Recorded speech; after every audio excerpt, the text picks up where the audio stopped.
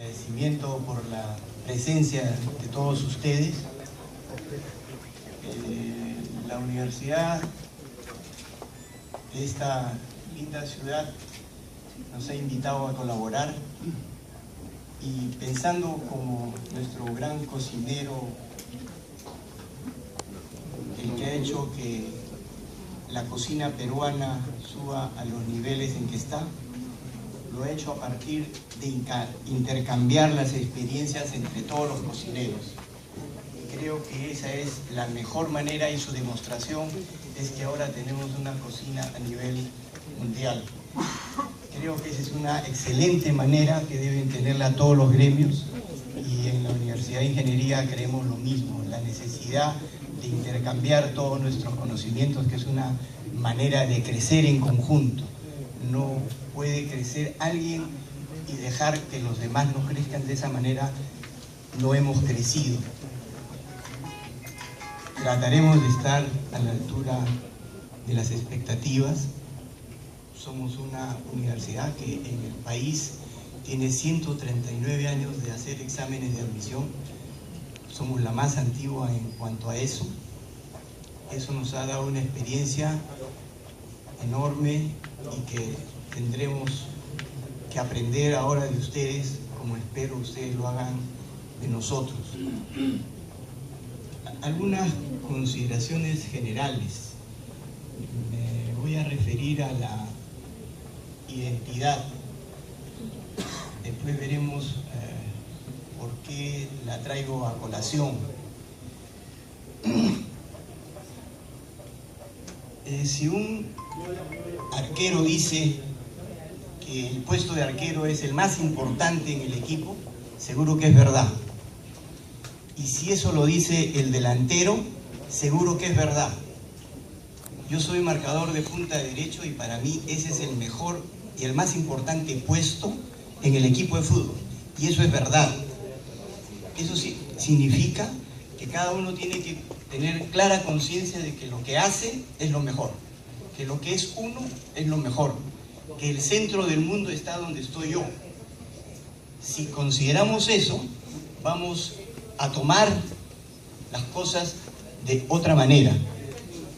En la Universidad de Ingeniería nosotros decimos que nuestra oficina de admisión es la mejor, y ustedes tienen que decir lo mismo de la propia. Eso es importante para tener suficiente conciencia.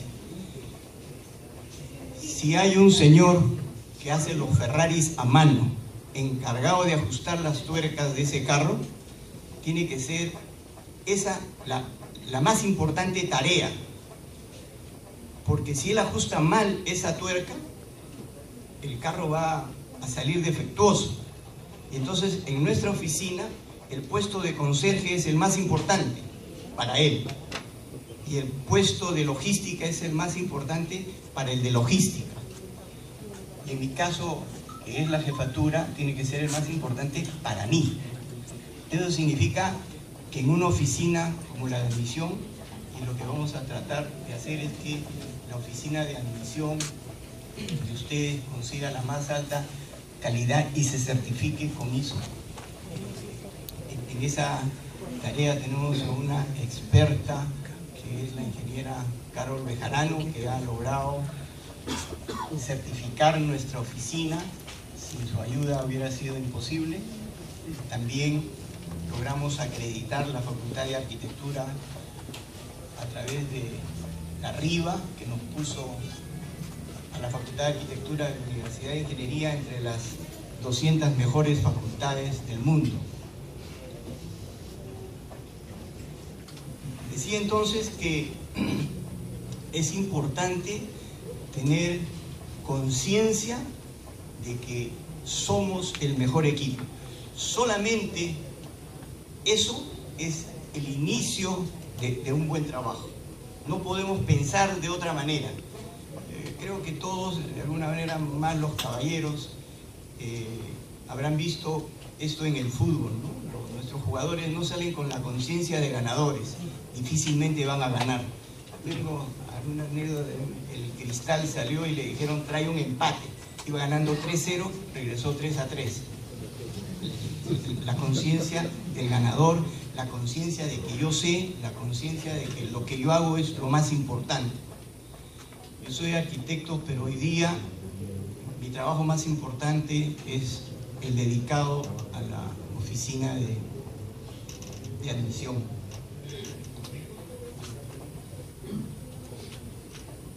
Voy a explicarles algunas cosas generales, luego pasaré a contarles un poco cómo hacemos nuestro proceso de admisión en la UNI, que es particularmente distinto, como seguro lo es de todas las universidades. Nosotros creemos en el nuestro y seguro que ustedes creerán en el suyo. Cuando logramos nuestra certificación, acuñamos algo que creo que es importante. Sabíamos que no éramos los únicos, por eso decidimos ser los mejores.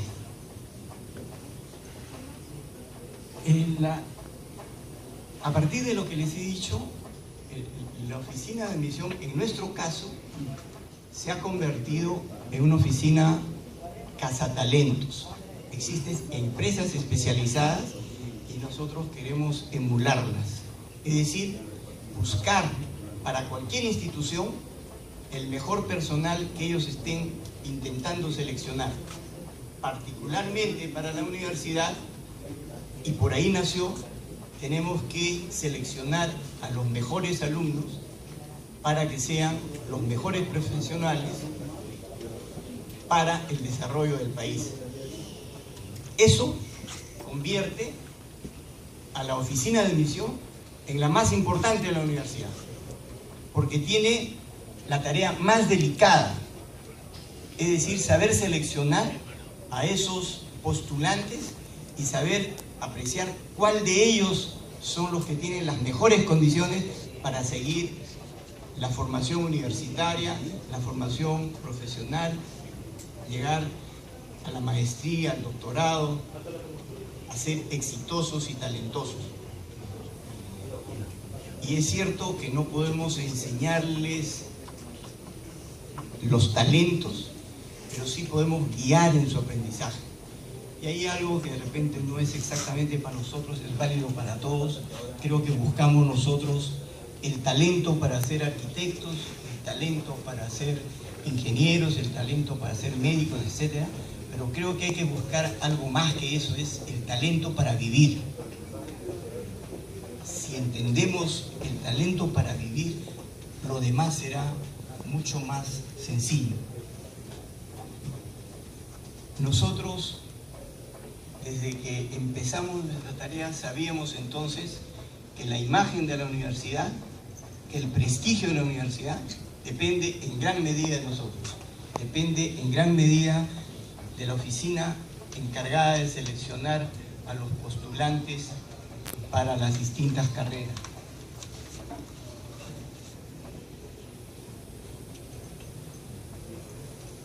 En verdad, hemos participado, el doctor Vera también, en una serie de conferencias organizadas por San Marcos en Lima hace 2 semanas, si no me equivoco. Y entonces aparecieron muchas experiencias de distintas universidades, entre ellas experiencias extranjeras. Y más de un profesor invitado, porque fueron de todo el país, estaban ávidos de cogerse de esas experiencias ajenas. Y yo creo que por ahí no va la cosa, ¿no? Yo creo que cada realidad es muy específica, cada realidad tiene sus propias condiciones y uno tiene que aprender a resolverlas en su propia realidad. Lo que no significa que uno no pueda aprovechar las experiencias ajenas, pero a partir de lo que uno es, a partir de su propia experiencia, de su propia historia.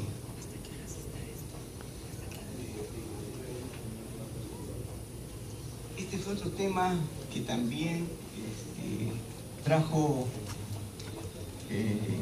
polémica. Usted recordará cómo defendía el colega chileno este asunto de la memoria. Más adelante trataremos a qué se refiere, pero quería hacer una mención al respecto. Antes los que teníamos buena memoria éramos privilegiados. Hoy día todos tienen una supermemoria, ¿no es cierto? Hoy día no hay nadie que no tenga una gran memoria. La tiene en el bolsillo, la tiene en el celular, la tiene en todas partes. O sea, nadie hoy día deja de tener memoria. Y a partir de eso les quiero contar una experiencia de un profesor de física de Harvard. Él decía que a sus alumnos les enseñaba a saber cuánto era 3 por 3, y decía que era 9. Les preguntaba en el examen cuánto es 3 por 3, y los alumnos respondían 9, y entonces quedaban aprobados. Y él decía que habían aprendido a enseñar física como le habían enseñado sus profesores, y que era de esa manera. Pero él también decía que luego de 2 años de haber salido de la universidad, los alumnos les hacen unas encuestas y solo recuerdan de lo que han aprendido en la universidad, solo recuerdan el 5%. Entonces, él decía que en sus exámenes los alumnos podían ir con toda la información que quisieran, porque el problema no era tener la información, sino cómo procesarla, cómo trabajarla. Y ese es un ideal que estamos buscando. Ya para las pruebas de arquitectura, la ingeniera Caro a veces no lo cree, para nuestro próximo examen en arquitectura, los alumnos van a poder ir con la información que quieran, con tablets, con estas cosas que ustedes han visto según la televisión hace 2 días, que han descubierto que en la Villarreal llevaban algunos adminículos en el oído, electrónicos para la información. Bueno, nuestros alumnos para arquitectura van a poder ir con todo lo que quieran, porque el examen no va a depender de la información que tengan, sino cómo la manejen. Creo que eso es a lo que tenemos que apuntar. Cómo procesar los conocimientos, cómo conseguir que esos conocimientos sean aplicables, qué sentido tiene saber de esos conocimientos, cómo podemos modificar esos conocimientos, de qué manera podemos hacer que ese conocimiento se transforme en otro, de un nivel superior, que en el fondo significa crear, significa inventar, significa modificar la naturaleza de las cosas entre las cuales vivimos y no repetir siempre el pasado. Tenemos que siempre apuntar hacia adelante. El doctor Vera hace un momento señaló algo referido a esto, y eso es también una preocupación nuestra. Tenemos 28 especialidades y les tomamos un examen. No es un examen, son 3 exámenes, excepto arquitectura otra vez. Disculpen que me refiera a eso, pero es mi campo. Cuando yo ingresé, el examen para arquitectura eran 14 exámenes en 7 días. Averiguaban todo sobre nosotros para poder escoger quiénes debían estudiar. Hoy día, en la Universidad de Ingeniería, los que postulan a las 28 especialidades, a excepción, como decía, dan el mismo examen. Y estamos convencidos que no puede ser. No puede ser. El de economía es un examen igual que el de ciencias básicas, el ingeniero petrolero, el ingeniero de economía, que el textil, etc. Y ese es un defecto de casi todas nuestras universidades. O sea, eso implica que tenemos que tener una clara idea de las características que debe tener cada especialidad. Y a partir de eso tenemos que elaborar un examen que sea adecuado a esa especialidad. Porque no se trata de tomar el examen más difícil, se trata de tomar el examen más adecuado, el que descubra las competencias que requiere cada especialidad. Y eso obviamente no es fácil. Eso significa mucho trabajo, ya no solo de la oficina de admisión, sino mucho trabajo del especialista, mucho trabajo de cada una de las facultades que pueda tener claro cómo es que debe conseguirse particularmente a ese postulante. Cuando necesitábamos acreditarnos para la RIVA, teníamos, y ese fue un trabajo largo, que descubrir 7 condiciones que debía tener el postulante para estudiar arquitectura. Llegar a 7 fue lo más difícil, ¿cierto? Porque se aparecen miles de ideas y cómo sintetizarlas en 7 conceptos. De eso se trata, de poder llegar a tener una idea muy clara de qué es lo que necesita el ingeniero químico, qué necesitamos como competencias para el ingeniero químico. No lo que sabe, sino que tenga las aptitudes para aprender. Hay una teoría ya del año 96, no recuerdo el nombre, soy malo para los nombres, que habla de que debe haber un proceso cognitivo, procedimental y aptitudinal.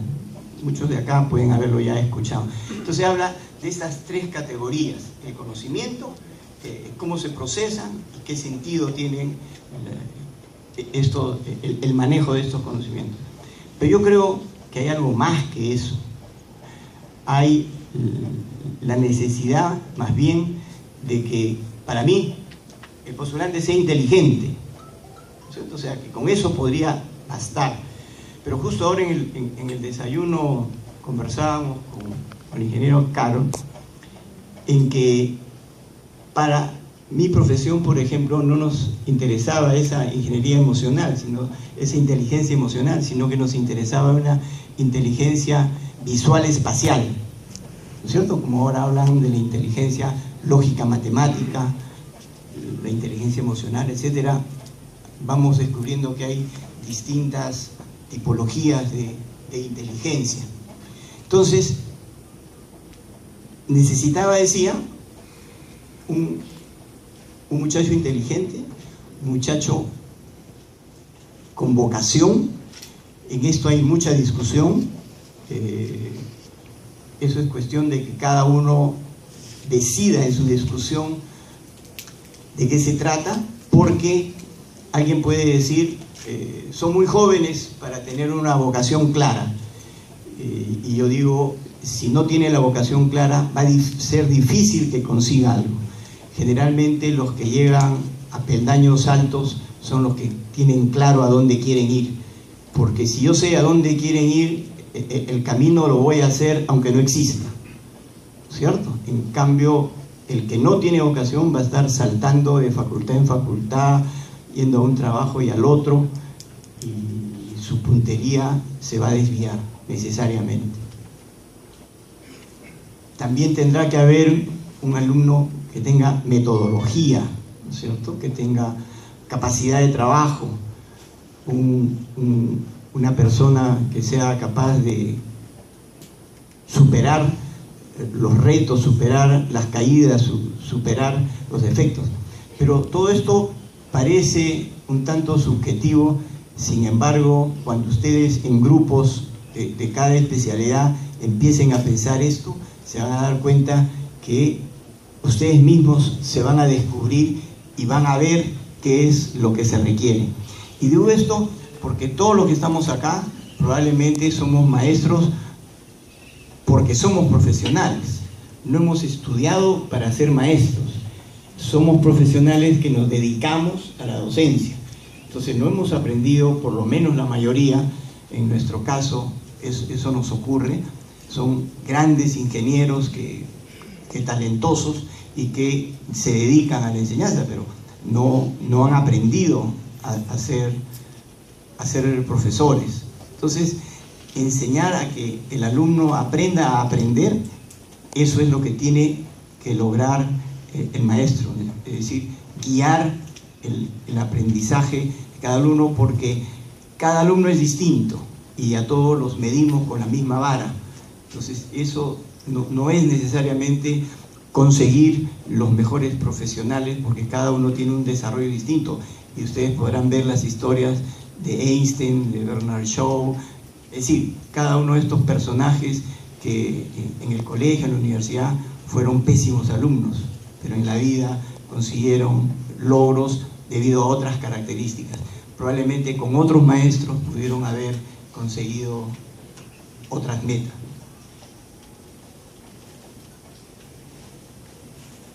Un poco que estaba explicando eso.